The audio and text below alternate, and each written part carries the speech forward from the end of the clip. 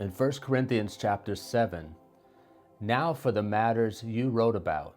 It is good for a man not to have sexual relations with a woman.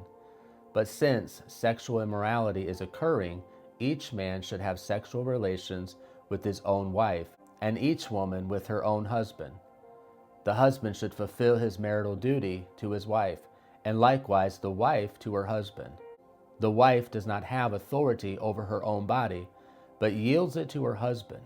In the same way, the husband does not have authority over his own body, but yields it to his wife. Do not deprave each other except perhaps by mutual consent, and for a time, so that you may devote yourselves to prayer. Then come together again, that Satan will not tempt you because of your lack of self-control. I say this as a concession, not as a command. I wish that all of you were as I am. But each of you has your own gift from God. One has this gift, another has that. Now to the unmarried and the widows I say, it is good for them to stay unmarried, as I do. But if they cannot control themselves, they should marry, for it is better to marry than to burn with passion. To the married I give this command, not I, but the Lord.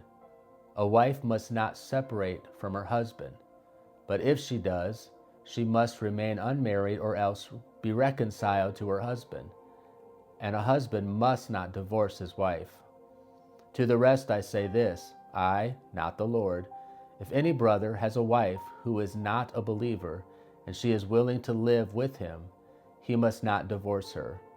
And if a woman has a husband who is not a believer and is willing to live with her, she must not divorce him.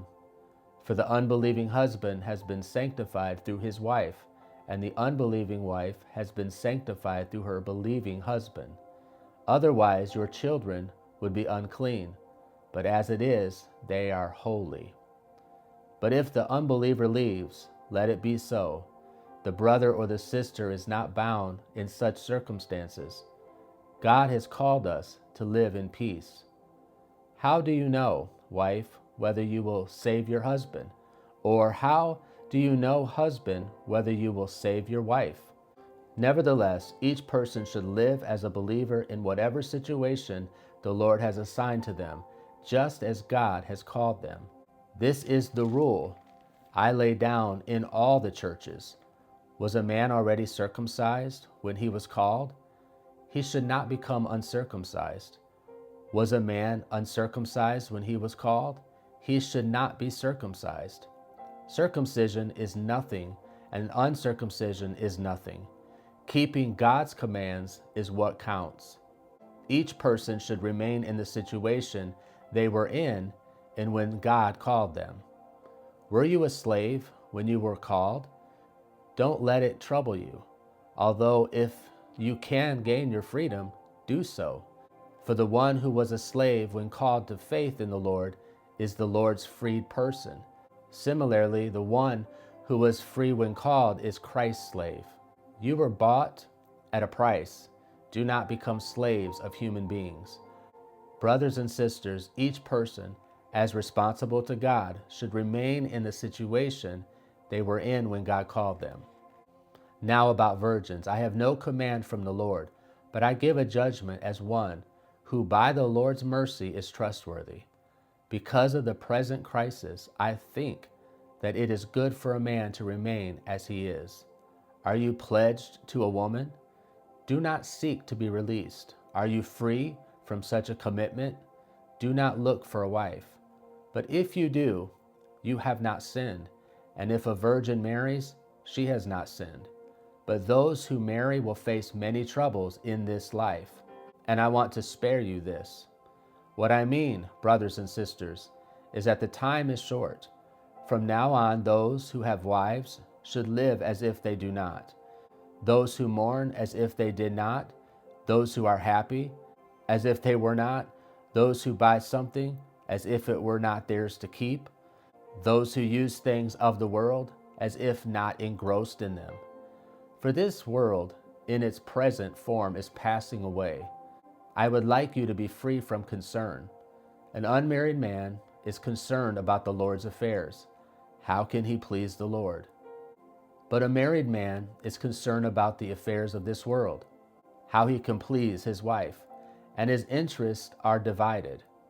An unmarried woman or virgin is concerned about the Lord's affairs. Her aim is to be devoted to the Lord in both body and spirit. But a married woman is concerned about the affairs of this world. How can she please her husband? I am saying this for your own good, not to restrict you, but that you may live in a right way in undivided devotion to the Lord. If anyone is worried that he might not be acting honorably toward the virgin he is engaged to, and if his passions are too strong, and he feels he ought to marry, he should do as he wants. He is not sinning. They should get married. But the man who has settled the matter in his own mind, who is under no compulsion but has control over his own will, and who has made up his mind not to marry the virgin, this man also does the right thing. So then, he who marries the virgin does right, but he who does not marry her does better. A woman is bound to her husband as long as he lives, but if her husband dies, she is free to marry anyone she wishes, but he must belong to the Lord. In my judgment, she is happier if she stays as she is, and I think I too have the Spirit of God.